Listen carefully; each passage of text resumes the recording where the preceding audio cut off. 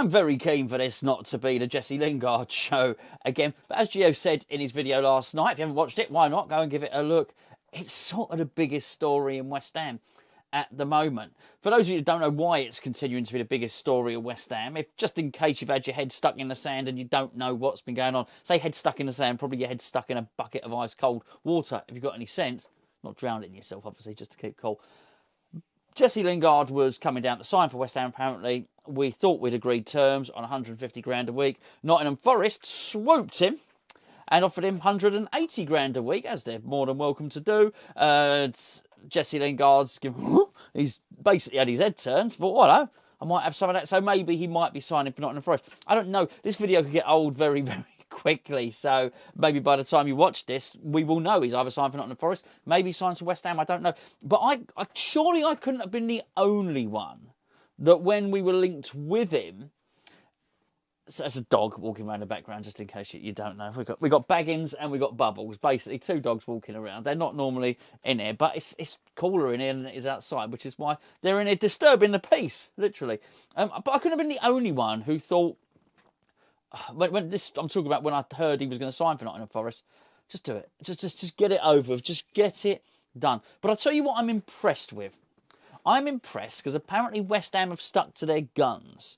We've not upped our bids. So as the story goes, and this is only a story, but this is my understanding of the story, if we match what Nottingham Forest are going to offer, then he will sign for us. Oh, well, that's lovely. Thank you. I was almost pleased. Well, I'm not almost pleased, definitely pleased, that we've decided not to up our offer. No, that's it. Take it or leave it. Personally, I think it's a little bit too much, but when you take into account there's no transfer fee, I guess it sort of makes sense. But you have to draw the line somewhere. And I'm sort of doubly impressed with it. Because after the Rangers game, now I did my Rangers video, which you would have watched yesterday, I wasn't aware of any of the interviews after I'd done that video. So I didn't know that, I mean, David Moyes had pretty much said what I indicated in the video, which basically he needs to get a hurry up. He needs to sign some players because based on that performance, looking at that performance, it weren't too great. David Moyes said pretty much the same thing. So I'm sort of doubly impressed because it would have been so easy following the defeat to Rangers, and particularly, I mean, look, there were a few areas in the pitch where we were lacking, but creativity was clearly one of them. But David Moyes just said, do you know what? Just do it. Pay him what he wants. Let's just get Jesse Lingard in. But he didn't. And I'm really impressed with that. Really impressed. Stick to your guns. It's not like there's nobody else out there in terms of creative midfield. I mean, there's really not. Granted, you're going to have to pay a fee, but you won't have to pay as much wages. I'm not saying we should do this, we could do this. I don't know, maybe they wouldn't sell him. But look at someone like Buendia, I think is a very, very good player. For instance, excuse me, he's probably not going to get that much game time at Villa because they've got Coutinho now in that position. You wouldn't be paying him 150 grand a week, although he may cost a fee. So, you know, look, there's other attacking midfielders out there. And what I'm pleased about is David Moyes has obviously got a limit on his budget, and he's obviously allocated and divvied that budget up. Divvied that budget up. That's just nasty. It's like torturing a pet, isn't it? Divvied that budget up, and he's obviously got a certain amount for a midfielder, a certain amount for a striker, a certain amount for an attacking midfielder, and some of that is made up of wages and some of that is made up in fees. Fair play to David Moyes for actually looking at it and thinking, actually, I can't stretch that anymore, because you know what? If I get Lingard and pay him the extra money, I might not be able to get Anana, I might not be able to get Breuer, or whoever the case may be. And I think, do you know what? Fair enough. I don't think David Moyes could have done any more. And I know, and I've seen some comments, by the way, that, oh, you know, I can't believe that West Ham are getting outbid by Nottingham Forest. I don't think that's the case, and I don't think we should. Well, actually, it is the case. We are being outbid by Nottingham Forest, but I don't think we should play the game. I really don't. I'm not cross with a club for not trying to beat. I mean, what do you do? Go and bid 190 grand a week? We can't pay players that sort of money. If West Ham, I would argue this much, if West Ham can afford £180,000 a week, I would argue we can get a better player than Jesse Lingard. That's top money. I mean, there ain't many players who earn more than that. You are talking about the cream of the crop. You are talking about people like Harry Kane. This is what you're talking about here. You're talking about the very, very best players earn that sort of money. And I'm sorry, you know, as decent as Lingard was with us, he's not that. He's not Mohamed Salah, is he? I mean, it's preposterous to think we'd do that. If we've got that sort of money, do you know what, Moisey? Go and spend it elsewhere. fair play for being steadfast, fair play for being resolute. I tell you what, advert time. Boys and girls, mostly boys, to be honest, do you know what the premier male grooming tool is? Yes, it's the Manscaped Lawnmower 4.0. 5 things must you know of the Manscaped Lawnmower 4.0. Number 1, it's got a torch. Number 2, it's waterproof. And the other 3 are that it's better than the 1.0, the 2.0 and the 3.0. This is the Manscaped 1.0. As you can see, there's been quite an improvement. This is waterproof. It's got a torch so you can see all your fancy bits. It's got wireless charging. It's a miracle. I don't know how it works, but best of all, you get 20% off if you click the link below and go onto the Manscaped website when you get to the checkout. And they do a lot of products, by the way. Ball deodorant. Whoever knew there was ball deodorant? Seriously, there's loads of things on there in the discount code section. Put Hammers Chat, all one word. So, if you want to have the smartest dickie in Billericay, get yourself over to the Manscaped website. Away from the Jesse Lingard saga, there has been, I don't know if it's movement, I don't know if it's news per se, but apparently, I think it's Napoli have come in for Armando Broja. And as I understand it, they're offering less wages than us and less money than us, so I wouldn't really call it a competitive bid. That's not surprising. Aside from the very, very biggest clubs, and not even all of those have got a ton of money at the moment, it's really hard to compete with a Premier League team. As funny enough, as Nottingham Forest have demonstrated, Premier League teams have an awful lot of money, so I would expect our offer to be the biggest one on the table for Broja, unless another Premier League team or someone like Paris Saint-Germain, who are not going to do it because they've just signed a striker, want to come in and try and beat our offer.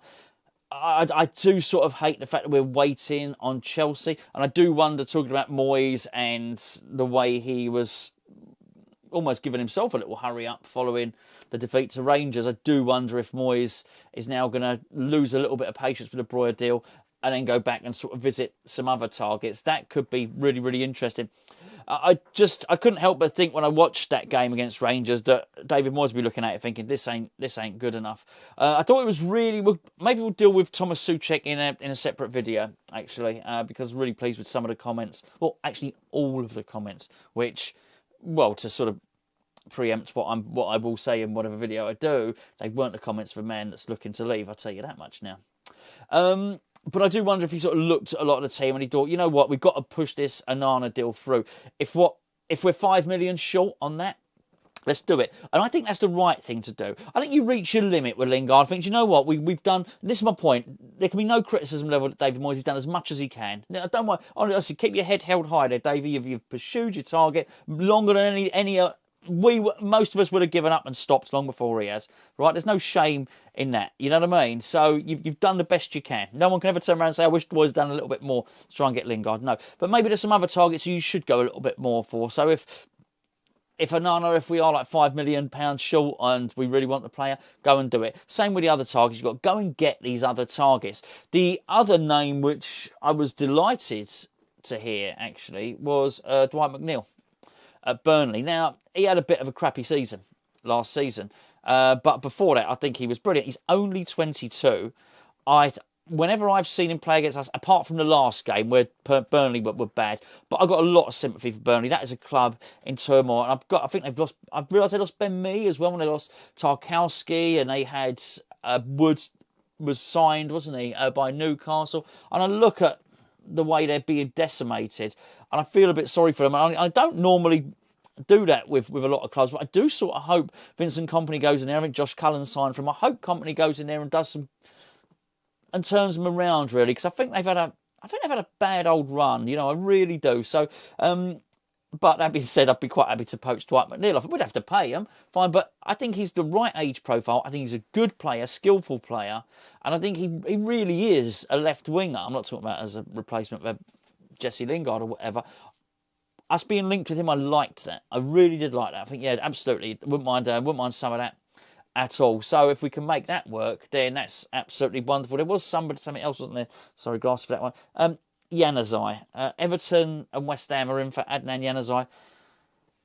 I sort of hope we don't, because he doesn't fit the age profile of what we're doing. But we have just signed a young player in Flynn Downs. We're trying to sign a young player in Breuer.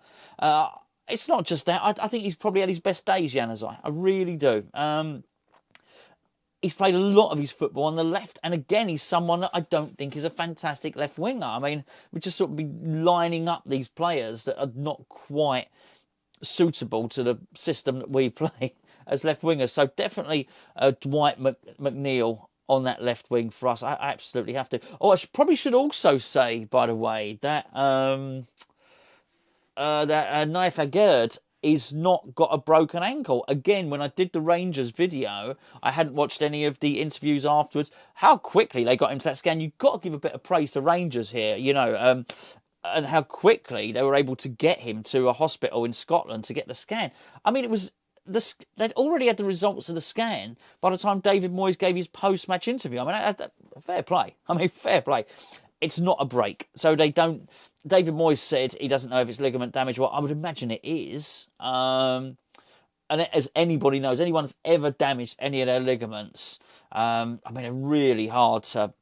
You know, it's really hard to sort of repair quickly, isn't it? That being said, an elite sportsman has access to physiotherapy and sort of recovery and medical techniques that you and I just don't get. So obviously, it's not like me with me ligaments in my wrist that never quite healed. Do you know what I mean? So I think that should be a really good thing. I think it's good that it's not a break.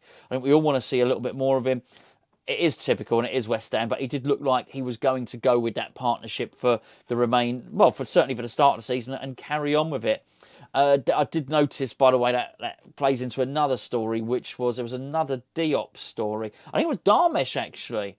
I think Darmesh was talking about, £67,000 a week star could make London Stadium exit. And that's, as I record this now, which is Wednesday, quite late Wednesday evening, you know, sort of 9:30 Wednesday evening, that's relatively new news. Can't see it. Can't see it at the moment. Not with a centre-back. Don't want to call it a crisis. The season hasn't started yet. Okay. But, you know, Dawson seems to be injured. Whilst Ogbonna's probably not injured, he is on a long road back. Elise's just been sold. Gerd's got an injury. Do not rule out that the centre-back partnership at the start of the season will be Zuma and Diop. So why would David Moyes sanction a move for Diop? Well, I guess there is one reason, that would be money. That actually maybe the money for Diop goes and buys Dwight McNeil or something like that. It's a big old news day for West Ham. There's no doubt about it. There's loads and loads and loads of West Ham news. But you have to excuse me. I couldn't ignore the Lingard news. I do find it was tedious. And do you remember I did the Lingard video the other day? In the time it took me to record that video, and at the point I was uploading that video, Lingard had done another tweet or an Instagram post or whatever it was, with him taking a picture of like a burger shop or a chicken shop, and it was called Chicken Run. And he posted it up on his Instagram page. It said, literally a picture of this fast food takeaway place. It said, Chicken Run, if you know, you know, sort of like that. So that was a teaser he also did. So there's me doing that video about Jesse Lingard doing teasing. It was even more to come after that. So I think, you know, I will be really, excuse me, I should have muted that really. I'll be really pleased when that comes to a close. Really, really pleased. And I'm sure a lot of you will as well. Look, you know what? He may well sign for us. He may not sign for us. But I've got to say, I'm sure I speak for a lot of you here. This has not been an enjoyable, exciting transfer, is it? This has been a really long, sort of drawn out, nasty saga. Some players you sign, you thought, I quite enjoy this. You know, I remember when Bowen was linked, and then Bowen came over, and we had a couple of days. You thought, okay, he's going to have his medical. Actually, the whole process was quite good. I quite enjoyed it. Oh, looks like we're going to sign Bowen, but the whole thing was done in a week, wasn't it? We're all sick of this. It's nearly over. It's nearly over. Sounds a bit like the heat wave. It's nearly over.